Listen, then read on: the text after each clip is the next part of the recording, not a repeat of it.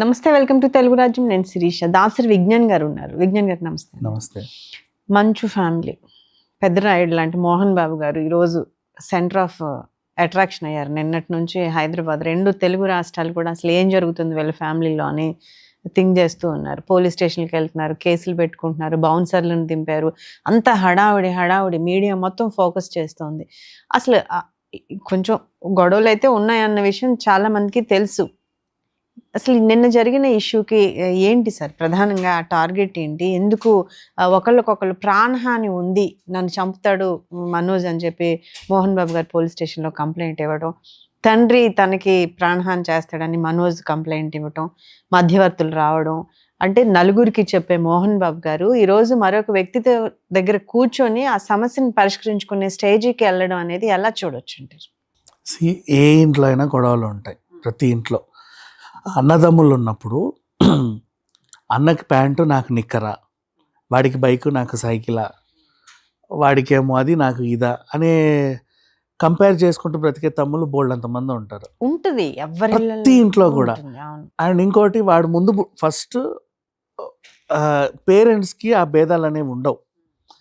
కాకపోతే ఏంటంటే, ఇప్పుడు చిన్నోడిని ఒక దెబ్బేశారు అంటే దాని అర్థం ఏంటి?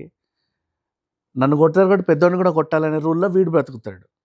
కాకపోతే చిన్నోడిని కొట్టాము అంటే వాడు ఏదో అల్లరి చిల్లర పని చేశాడని అర్థం. దాన్ని కూడా వీళ్ళు అర్థం చేసుకుంటారు, అది చిన్నతనం కాబట్టి అలాగే ఉంటాడు అని. అంతే కదా. కాకపోతే ఏంటంటే, మనిషి సక్రమంగా వెళ్తారేమో అని చెప్పేసి, అంతేగాని చిన్నపిల్లల్ని అదే పనిగా కొట్టాలని అయితే ఎవరు అనుకోరు. ఇప్పుడు వీళ్ళ ఫ్యామిలీ విషయంలో అంటే, గతంలో శ్రీహరి గారి పాత ఇంటర్వ్యూ ఒకటి చూడండి, డి సినిమా టైంలో అనుకుంటా, ఆయన చెప్పిన ఒక చిన్న విజువల్స్ బయట ఉన్నాయి, చూడండి. అంటే మనకు తెలియదు కాబట్టి వీళ్ళ ఫ్యామిలీలో జరిగేవి, వాళ్ళు వీళ్ళు చెప్తేనే కదా తెలుసుకునే చిన్న చిన్న ఇన్సిడెంట్స్ ఉంటాయి. శ్రీహరి గారు వాళ్ళ ఇంటర్వ్యూలో ఏం చెప్పారు, వాళ్ళందరూ అక్కడ ఇంటి దగ్గర ఉంటే పట్టపగలు రోడ్డు మీద, నడి రోడ్డు మీదకి వచ్చి మంచు మనోజ్ టపాకాయలు కాల్చాడంట. అంటే ఆయనకి ఏదో నచ్చింది, కాల్చాలనిపించింది పిల్లోడికి. కానీ ఎక్కడ కాల్చాలి, ఏ సందర్భంలో కాల్చాలి, ఎలాంటి ఏరియాలో కాల్చాలి, ఎప్పుడు కాల్చాలి, ఇవి తెలియదు. అది పసితనమే.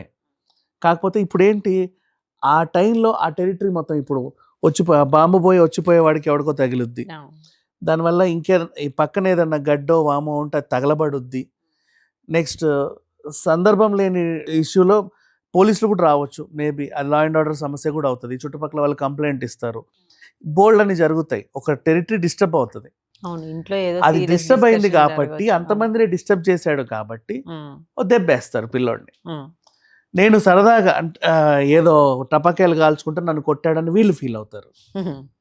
అంటే నాకు సంతోషమే ఇవ్వట్లేదు, నన్ను వీళ్ళు ఆడుకొని ఇవ్వట్లేదు, చాలా ఇది చేస్తున్నారు. అదే పెద్దోడిని చూడు ఎంత చక్కగా చూస్తున్నారు, నన్ను ఎందుకు ఇలా చూస్తున్నారు. కానీ మనం చేసేది అల్లరి చిల్లర పని అని, అది తగలబడుద్దని, వాడెవడో చచ్చిపోతాడని వీరికి తెలియదు. చుట్టుపక్కల వాళ్ళు కంప్లైంట్ ఇచ్చి ఇల్లు ఖాళీ చేపిస్తారని తెలియదు, అంత నాలెడ్జ్ ఉండదు కదా. కానీ పెద్దవాళ్ళు ఏదన్నా అన్నారంటే దానికి 100 కారణాలు ఉంటాయి. అది అర్థం చేసుకొని తనది. అండ్ ఇప్పుడు బయటికి ప్రొజెక్ట్ అవుతున్న కథ చెప్పాలంటే, విష్ణు అనేవాడిని ఒక సైకోలా చూస్తారు బయట ప్రపంచంలో. హీఈస్ ఎ జోకర్, స్నో అన్న ట్రోల్స్ చేస్తారు. మనోజ్ బాగా డీసెంట్, అసలు ఇట్లా అంటే కూడా ఏమి అండు, చాలా సున్నితం, మృదు స్వభావి, ఇలాంటివన్నీ ఉన్నాయి. తెర మీద కనబడేది వేరు, ప్రాక్టికల్గా జరిగేది వేరు. తాగొచ్చి తలుపులు తంతాడు మనోజ్, తాగొచ్చి తలుపులు తన్నాడు విష్ణు. అక్క తమ్ముడు కలిసి విష్ణు మీద చాలా రూమర్స్ చేస్తాడు. వీళ్ళు అందరి హీరోలతో వీళ్ళు సఖ్యంగా తిరుగుతూ ఉంటాడు, ఈయన తిరగడు. తన ఇంట్లోనే ఉంటాడు, నేను నాన్న నేను అంతే. ఏమన్నా ఉంటే సిస్టమ్ ముందు ఏదో ఒకటి చేసుకుంటూ ఉంటాడు, లేదంటే బిజినెస్లు చూసుకుంటూ ఉంటాడు. ఇప్పుడు ఎవరన్నా పార్టీకి పిలిచినా వీళ్ళిద్దరు వెళ్తారు, తను రాడు. ఎక్కడైనా ఫంక్షన్కి పిలిచినా వీళ్ళిద్దరు వెళ్తారు, తను రాడు. టూర్లకి గట్రా పిలిచినా వీళ్ళిద్దరు వెళ్తాడు, తను రాడు. ఆ టూర్లకి వీళ్ళు వెళ్ళినప్పుడు సాటి హీరోలు అంటే ఇక అందరు కొలీగ్సే కదా, అక్కడ ఇతన్ని కమెడియన్ని చేసి వాళ్ళు నవ్వుతూ ఉంటారు. సొంత తమ్ముడే అలా చెప్పేసరికి మిగతా వాళ్ళు కూడా హే హే అని నవ్వుతారు. ఓవరాల్గా జరిగేది ఇది. అండ్ నెక్స్ట్ ఇక ఆస్తుల గొడవ. 7.5 సంవత్సరాల క్రితమే మోహన్ బాబు గారు వీళ్ళందరికీ ఆస్తులు ఇచ్చేసాడు, ఇంత అని. కాకపోతే మన విష్ణుకి ఒక ఇదనిపించింది, ఏమని, నాన్న ఉన్నంత వరకు దీన్ని మనం మొబిలైజ్ చేయడానికి వీల్లేదు. రీజన్ అమ్మడానికో, లేకపోతే తాకట్లు పెట్టడానికో, లేకపోతే ఇంకెవరికైనా ఇవ్వడానికో, గిఫ్ట్ ఇవ్వడానికో, వాటెవర్ నువ్వేమైనా చేసుకో, ఇవ్వడానికి వీల్లేదని గట్టిగా రూల్ పెట్టాడు. అయితే 2 ఏళ్ల క్రితం బయటున్న వార్త, అది నిజమో కాదో తెలీదు, భూమా అఖిలప్రియకి అక్కడ సొంత నియోజకవర్గంలోనే గొడవలున్నాయి. అంటే అక్కడ ఏవి సుబ్బారెడ్డితో. ఈమె 10,000 ఇచ్చినా కోటేయమంటే ఏవి సుబ్బారెడ్డి 15,000 ఇచ్చైనా సరే ఆమెకి వేయొద్దని చెప్పే టైప్. అక్కడ వాళ్ళిద్దరికీ గొడవలు ఉన్నాయి. ఇద్దరు ఒకటే పార్టీ బేసిక్గా. సో ఎలక్షన్ టైంలో పాపం ఆవిడకి కొంచెం నిలబడడానికి ఏదో అవసరం పడింది. అవసరాన్ని కాస్త చెల్లి తీర్చాలనుకుంది. చెల్లి తీర్చాలంటే హస్బెండ్తో పర్మిషన్తోనే తీర్చాలి. హస్బెండ్ దగ్గర ఏముందో దాన్ని మొబిలైజ్ చేయాలి. ఈయన దాన్ని ఏదో చేద్దాం అనుకుంటే విష్ణు అడ్డుపడ్డాడు. నో, నేను ఆల్రెడీ ఒక రూల్ పెట్టా, నాన్నున్నంత వరకు అది చేయకూడదు. లేదు నేను చేస్తాను అంటే ఆ టైంలో జరిగిన గొడవ ఫిలిం నగర్ పార్థసారథి గొడవ. ఓకేనా, సరే అది అయిపోయింది. నెక్స్ట్ ఏదో రకంగా పెళ్లి చేసుకున్నారు. ఈయన 7 years బ్యాకే యాక్చువల్గా ఎప్పుడు ఆస్తులు ఎప్పుడు ఇచ్చారు అంటే, తను విష్ణుకి పెళ్ళి అయిపోయింది. ఎవరితో? వైఎస్ఆర్ ఫ్యామిలీ చెందిన అమ్మాయితో. ఇతనేమో భూమా మౌనికని ప్రేమించాడు. ఈ ప్రేమ వ్యవహారం ఇంట్లో నచ్చకపోయేసరికి వీళ్ళు కొంచెం అపోజ్ చేశారు. ఒక ఆవిడనిచ్చి పెళ్లి చేశారు. ఆవిడతో ఇతను సరిగ్గా ఉన్నాడా అంటే లేదు, ఆవిడ విడాకులు ఇచ్చేసి వెళ్ళిపోయింది. ఎందుకులే ఇక నువ్వు నాతో లేనప్పుడు ఎందుకు వచ్చిన గొడవ అని. తను బెంగళూరులో కాపురం పెట్టాడు. ఈవిడ విడాకులు ఇచ్చేసింది. అటు మౌనిక కూడా ఆల్రెడీ పెళ్లి చేసుకున్న ఆవిడ, తను కూడా విడాకులు ఇచ్చేసింది. ఒక బాబు అయితే ఉన్నాడు, వీళ్ళకి కలిసి ఉంటున్నారు. మొన్న పెళ్ళి అయిపోయింది. గతంలో ఎప్పుడైనా తెలుసా అండి వీళ్ళిద్దరు పరిచయం ఉన్నారా? ఎవరెవరు? మౌనిక అని మనోజ్ వీళ్ళు లవ్లో ఎప్పటి నుంచో ఉన్నారు. పెళ్లి కాకముందు నుంచే వీళ్ళు ప్రేమలో ఉన్నారు. సో ఆ విషయం ఇంట్లో ఎప్పటికీ ఒక చిన్న అపోజ్. అంటే ఏంటంటే 2 పార్టీలు, పైగా ఏమో వీళ్ళకి నచ్చలేదు, ఆయనకు నచ్చింది అంతే. ఈ గొడవలు ఎప్పటి నుంచో ఉన్నప్పుడు మళ్ళీ లక్ష్మి గారికి వెరోనిక గారికి గొడవ ఇన్ సెన్స్ ఏదో ఒక చిన్న విషయాల్లో మాట పోయింది. 7 years నుంచి వాళ్ళు కూడా మాట్లాడుకోవట్లా. ఇలా జరిగినటువంటి ఇదిలో ఎవరెవరు మాట్లాడుకోవట్లా. పెళ్లి కూడా జస్ట్ ఏదో అట్లా వచ్చారు వెళ్ళారు అంతే. వాళ్ళ కుటుంబంలో జరిగింది. జల్పల్లి ఫామ్ హౌస్ ఈయనకు కావాలంట. మనోజ్కి. అది మంచు టౌన్ అని జల్పల్లిలో ఉంది ఆ టౌన్షిప్. అది ఈయన కావాలి అని చెప్పేసి నేను ఆక్రమించుకోవడానికి ట్రై చేశాడు. ఎలా ఇస్తారు? అదే అక్కడికే వస్తా. ఈయన అక్కడ ఏం చేశాడంటే, తను 1.5 సంవత్సరం క్రితమే అక్కడికి వెళ్ళి ఉన్నాడు. ఆయన చెప్పే రీజన్ ఏంటంటే, మా అన్నయ్య దుబాయ్ వెళ్ళిపోయాడు, మా అక్క ఎక్కడికో వెళ్ళిపోయింది, అమ్మ ఒంటరిగా ఉంటుంది, నేనే చూసుకోవాలి, అందుకే అక్కడికి వచ్చా. ఈలోపు మా ఆవిడ ప్రెగ్నెంట్ అయిపోయింది, 7 నెలల పాప ఉంది, సో మేము అక్కడ ఉండాల్సి వచ్చింది, అందుకే అంతమించి ఇంకేం లేదు అన్నట్టుగా చెప్పుకున్నాడు. మోహన్ బాబు గారి వెర్షన్ ఏంటంటే, ఆ ఫామ్ హౌస్ని ఇతను ఆక్రమించుకోవడానికి చేసిన ప్రయత్నం మొత్తం అదంతా, ఆ మంచు టౌన్ అంతా కూడా తనకు కావాలని. అండ్ అక్కడ మొత్తం చుట్టూరా బౌన్సర్లను పెట్టుకొని, మిగతా వాళ్ళు విష్ణు కానీ తండ్రి కానీ ఇక్కడ రాకూడదని, ఇది నాది నేనేమైనా చేసుకుంటానని తను అలా చెప్పేసరికి ఆ గొడవ కాస్త ఇక్కడ దాకా వచ్చింది బేసికలీ. ఇప్పుడు ఎలా ఇస్తారనేది చూద్దాం. ఏ తండ్రికైనా తన ఆస్తిని ఏం చేయాలనేది ఆయన హక్కు ఉంటుంది. పిల్లలు అడగడానికి అనేది ఏంటంటే, విజ్ఞాన్ గారు ఇప్పుడు ఆల్రెడీ కొన్ని ఆస్తులు పనిచేశారు. ఇదేదైతే ఉందో మంచు టౌన్ అనేది, ఇప్పుడు మోహన్ బాబు గారు బతుకున్నంత వరకు ఆయనకు ఒక ఇల్లు అది ఉండాలి కదా. Exactly. And he is a senior citizen. ఆయన ఉండకుండా ఈయన ఎలా ఆక్యుపై చేశాడు. దానికోసం గొడవ అవుతుంది. పైగా అండ్ ఇంకొకటి, ఆస్తులు అనేవి తండ్రి ఇస్తేనే తీసుకోవాలి, మనం అడగకూడదు. అది ఆయన ఇష్టం. నీకు ఇచ్చుకుంటాడా, నాకు ఇచ్చుకుంటాడా, లేకపోతే దారదత్తం చేస్తాడా, గుడికి ఇచ్చుకుంటాడా, గోపురానికి ఇచ్చుకుంటాడా, వాళ్ళ ఇష్టం. అది ఎవరికీ హక్కు లేదు ఇవ్వడానికి. వీళ్ళ రీజన్, ఇతను చెప్పుకున్న రీజన్ ఏంటంటే, పనికిరాని ఆస్తులన్నీ నాకు ఇచ్చాడు, పనికొచ్చేవని వాళ్ళు ఉంచుకున్నారు అని. పనికొచ్చినా పనికి రాకున్నా ఇచ్చారు, స్వార్జితం కాబట్టి.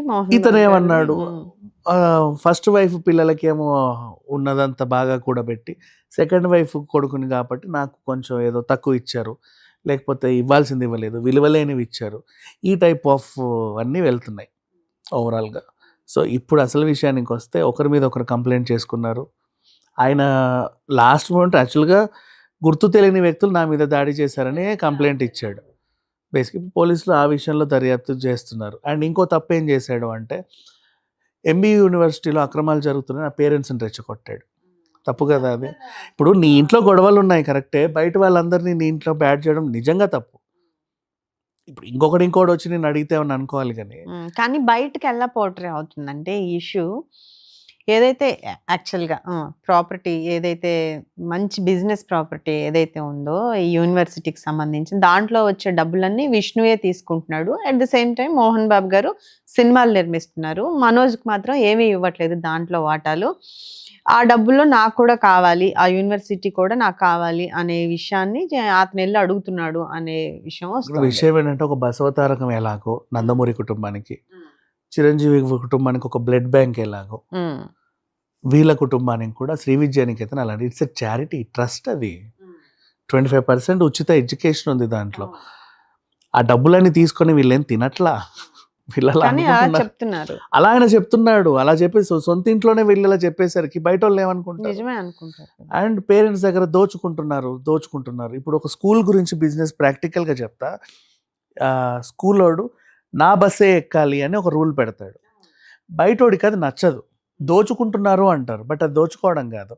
ఆ టెరిటరీలో, స్కూల్ టెరిటరీలో ఆ బస్సే వస్తుంది, ఆ బస్సు వెళ్తే టైంకి తీసుకొస్తుంది, ఏ టైంకి పట్టుకెళ్ళుద్ది.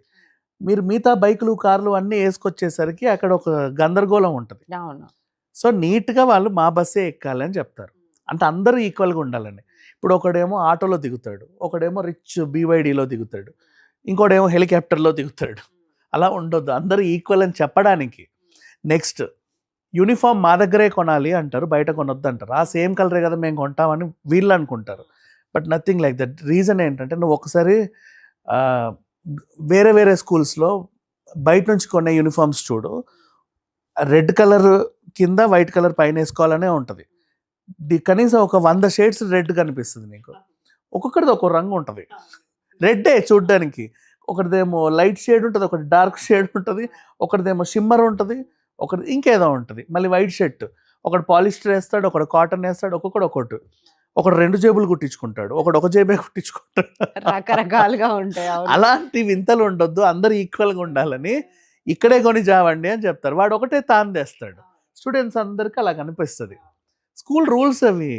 నెక్స్ట్ ఫుడ్ ఇక్కడే తినాలి, మీరు బయట తినొద్దు అంటారు. పిల్లలకి ఎలాంటి పోషణ ఇవ్వాలి, ఏం చేయాలనేది స్కూల్ యాజమాన్యానికి తెలుసు. నువ్వు ఏదేదో తీసుకొచ్చేస్తే వాడు వచ్చి ఇక్కడ కక్కుకున్నాడంటే ఏంటి అని. వీళ్ళేమంటారు, దోచుకుంటున్నారు. Nothing like that. సో ఇవన్నీ నిర్వహించడానికి వాడికంటూ ఇప్పుడు ఆ బస్సు నడపడానికి పెట్రోల్ అయినా, ఆ డ్రైవర్కి జీతమైనా, కండక్టర్ జీతమైనా ఇవ్వాలి కదా. అలా కొన్ని బస్సులు వీళ్ళ దగ్గర ఫీజుల్లోనే వసూలు చేసి వాళ్ళకి ఇస్తారు. ఇది వీళ్ళు దోపిడీ అంటారు, కానీ దోపిడీ కాదు, వాడి కాన్సెప్ట్ అది. బేసికలీ తన వాళ్ళ ఆ కాన్సెప్టే అంత. ఇంకా చెప్పాలి అంటే వాడు ఏం చేస్తున్నాడంటే అందట్లో యూనిటీని చూస్తాడు. అప్పుడు అందరూ ఇప్పుడు చూడు ఇంటర్నేషనల్ స్కూల్స్, ఇవి నేను చెప్పే పాటించే స్కూల్స్ అన్నీ కూడా ఒకలాగే ఉంటారు. స్టూడెంట్స్ అంతా టీ-షర్ట్స్ ఇచ్చినా, ప్యాంట్స్ ఇచ్చినా, ఏమి ఇచ్చినా. ఈ ఇష్యూలో మంచు లక్ష్మి గారి ఒపీనియన్ ఏంటండి? వచ్చారు, వెళ్ళిపోయారు. నిన్న వచ్చిన వార్తలు ఏంటంటే ఆవిడ ముంబై నుంచి ఫ్లైట్ దిగి రావడం, ఆవిడ వచ్చేంతవరకు ఈయన కంప్లైంట్ ఇవ్వాల, ఆగాడు. ఆవిడ వచ్చి వెళ్ళిపోయింది. వెళ్ళిన తర్వాత ఈయన వచ్చి పోలీస్ స్టేషన్లో కంప్లైంట్ ఇచ్చాడు. అక్క సపోర్ట్ మనోజ్కే ఉంది అనుకోవచ్చు. బేసిక్గా అలాగే అనుకుంటున్నారు. ఇప్పుడు దీనిపైన బయట కనబడే రూమర్స్ చెప్తారు చూడు. సంక్రాంతి వచ్చేది, మా అల్లుడు ఇంటికి వస్తున్నాడు, అల్లుడేమో దర్జాగా ఇట్లా నడుచుకుంటూ వస్తాడు పులిలాగా అనుకుంటేనేమో ఇట్లా అయిపోయాడు. ఓకేనా. అండ్ ఆళ్ళగడ్డలో భూమా మౌనిక వాళ్ళ సిస్టర్ భూమా అఖిలప్రియ, ఆవిడేంటంటే ఏదో చిన్న ల్యాండ్, హఫీజ్పేట్ ల్యాండ్ వివాదం ఉంటేనే ఎవరినో కిడ్నాప్ చేసిందని గతంలో చూశారు. అన్నా చెల్లెళ్ళు కూడా ఒకరి మీద ఒకరు కేసులు పెట్టిన దాఖలాలు ఉన్నాయి. ఆ ఎలక్షన్ టైంలో మన ఎవరు లోకేష్ వచ్చినప్పుడు కూడా జగత్ విఖ్యాత్ రెడ్డి నా కొడకల్లారా అని చెప్పేసి నా వార్నింగ్ ఇచ్చిన వీడియోలో ఉన్నాయి. ఇవన్నీ చూసి మరి వాళ్ళింటి అల్లుడికే ఇట్లా జరిగితే వీళ్ళు ఊరుకుంటారా? వెంటనే ఎత్తండ్రా కత్తి తీయండ్రా బండి అన్నట్టు అందరు వచ్చేసి మోహన్ బాబు ఇంటి మీదకి ట్రాక్టర్లు వేసుకొస్తారా, అందుకే 100 మంది బౌన్సర్లను పెట్టుకున్నాడా అనే రూమర్లు బయటకు వచ్చాయి. నెక్స్ట్ మళ్ళీ ఒక మేమ్ మీమ్స్ చేస్తారు కదా మామూలుగా. పెదరాయుడు మీద చాలా కామెడీలు ఉన్నాయి, ఇది సరదాగే తీసుకోవాలి. ఈ పక్కనేమో విష్ణు, ఈ పక్కనేమో మనోజ్. ఆస్తి నాది అని ఈయన, ఆస్తి నాది అని ఆయన, మధ్యలో పెదరాయుడు ఉన్నాడు. వాడిది కాదు వీడిది కాదు నాది అని చెప్పి మంచి లక్ష్యం వస్తుంది. ఇలా సరదాగా కూడా మీమ్స్ చేశారు. అండ్ మళ్ళీ రాయలసీమలో కన్నప్ప బ్యాన్ అంట, మంచు మనోజ్ ఫ్యాన్స్. ఇట్లాంటి న్యూస్లు అంటే చూడు, ఇప్పుడు ఒక పెద్ద ఫ్యామిలీ బయటికి వచ్చింది అంటే ఆ న్యూస్లు ఏంటో వినేవాడు ఉంటాడు, దాని మీద ఆర్టికల్స్ రాసే వాళ్ళు కూడా బోల్డ్ అంత మంది ఉంటారు. సో ఓవరాల్గా జరిగింది ఇది. బట్ ఇక్కడ విషయం చెప్పాలంటే చాలా మంది అంటున్నారు మోహన్ బాబు గారు అది, మోహన్ బాబు గారు ఇది అని. సౌందర్య ఇంటిని కబ్జా చేశాడు, అదే జల్పల్లి ఫామ్ హౌస్ అంటున్నారు. ఇట్లాంటి రూమర్స్ 100 క్రియేట్ చేస్తున్నారు వీళ్ళ ఫ్యామిలీ పైన. బట్ తెర మీద మీకు కనబడేది మాత్రం ఒకటి, తెర వెనుక జరిగేది ఇంకొకటి. చిన్నప్పటి నుంచి ఇప్పటి వరకు కూడా మనోజే అగ్రెసివ్ వీళ్ళ ఫ్యామిలీలో. తనే అగ్రెసివ్, ఎవరి మాట వినేవాడు కాదు. తను ఒకటి పెట్టుకున్నాడు ఏంటంటే వీళ్ళు నన్ను అవాయిడ్ చేస్తున్నారు అని. That was not right. అసలు అది ట్రూతే కాదు. మోహన్ బాబు గారి మీద చాలా ఇష్యూస్ ఉన్నాయండి. లక్ష్మీ పార్వతి గారు అప్పట్లో డబ్బులు ఇచ్చారు, సూట్ కేసులు మోహన్ బాబు గారి ఇంటికి వెళ్ళాయి అనేది ఒక ఎలిగేషన్ అయితే, సౌందర్యకు సంబంధించిన 100 ఎకరాల ఆస్తి కూడా మోహన్ బాబు గారు రాపించుకున్నారు అనేది ఇంకొక ఎలిగేషన్. ఇదే కాదు, మళ్ళీ అప్పట్లో దాసనారాయణరావు గారి బినామీ, ఎన్టీఆర్ గారి బినామీ, వాళ్ళు వెళ్ళిపోయాక వాళ్ళ ఆస్తులన్నీ దొబ్బేశాడు, అందుకే ఈ రోజు ఇంత రిచ్ గా ఉన్నాడు అన్నారు. ఇప్పుడు దీనికి ఒక క్లియర్ ఆన్సర్ చెప్తాము. మోహన్ బాబు గారు 500కి పైగా సినిమాలు చేశాడమ్మా. ఆ టైంలో ఉన్న మురళీమోహన్ గారు ఇప్పటికీ ఉన్నారు. ఆ టైంలో ఉన్న ప్రభాకర్ గారు చిత్రపురికి ఉన్నాడు, మురళీమోహన్ గారు మామూలుగా జయబేరికి ఉన్నారు. అండ్ ఇప్పుడు మోహన్ బాబు గారికి వాళ్ళకంటే తక్కువే కదా ఉంది. మరి ఇప్పుడు ఎవరిని దోచుకున్నాడు చెప్పు? బేసికల్లీ ఆ విద్యానికేతన్ అది చిత్తూరులో, అక్కడెక్కడో అప్పట్లో అది కొండలు గుట్టల ఏరియా మాది, ఇప్పుడు దానికి వాల్యూ వచ్చింది అంతే. చాలా కష్టపడ్డారు ఆ విద్యానికేతన్ ఏర్పాటు చేయడానికి. ఆయన దగ్గర డబ్బులు లేవా? 500 సినిమాలు చేసిన ఆయన దగ్గర పావులా ఉండదా? మరి కంపేర్ చేయి, అప్పట్లో ఉన్న వాళ్ళకి దోచుకున్నాడు అంటే ఎవరిని దోచుకున్నాడు? సరే దోచుకున్నాడు, ఒక్కడు కంప్లైంట్ ఇవ్వలేదు ఇప్పటివరకు నన్ను దోచుకున్నాడు అని. నెక్స్ట్, మా పిల్లలు బాలేరు ఈ స్కూల్లో అని ఒక తల్లిదండ్రి చెప్పలేదు ఇప్పటివరకు, మా ఫీజులు దోచుకుంటున్నారని. మనోజ్ వెళ్ళి రెచ్చగొడితే నేను ఉన్నాను మీరు చెప్పండి అంటే చెప్పారే తప్పితే ఇప్పటివరకు ఎప్పుడు ఎవరు కంప్లైంట్ ఇచ్చిన దాఖలాలు కూడా లేవు బేసిక్గా. అండ్ సోషల్ మీడియాలో మేమ్స్, ట్రోల్స్ అంటారు, అది కామన్. ఆయన పెద్దరాయుడు చేసినప్పటి నుంచి ఇప్పుడు మొనకొబ్బరి మట్ట వచ్చింది, అది స్పూఫ్, దాన్ని అలాగే తీసుకోవాలి అంతే, అంతమించి ఇంకేం లేదు. ఇప్పుడు వీళ్ళు రాసే వార్తలు ఏవైతే ఉన్నాయో మోహన్ బాబు గారి పైన, ఇదంతా కూడా ఒక ట్రాష్. ఆయన కంప్లైంట్ పెట్టాడు ఇప్పుడు నాకు ప్రాణహాని ఉంది అని. దీని అర్థం ఏంటంటే ఇప్పుడు ఈ ఆస్తి మనది, మన ఇద్దరిది, పెద్ద ఆయన ఉన్నంత వరకు దీన్ని మనం నీదే, అవును, దీన్ని ఏం చేయడానికి లేదు. దాని మీద వచ్చిన ఇప్పుడు నేను దీన్ని అమ్ముతాను అన్నాను అంటే పెద్ద ఆయన ఉండకూడదనేగా అర్థం.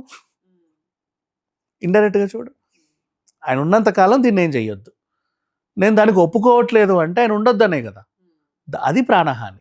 దానికి సంబంధించిన కంప్లైంట్ పెట్టి రైట్, చూద్దాం ఎలా పరిష్కారం వస్తుందో, వేచి చూద్దాం. రైట్, థ్యాంక్ యూ విజ్ఞాన్ గారు.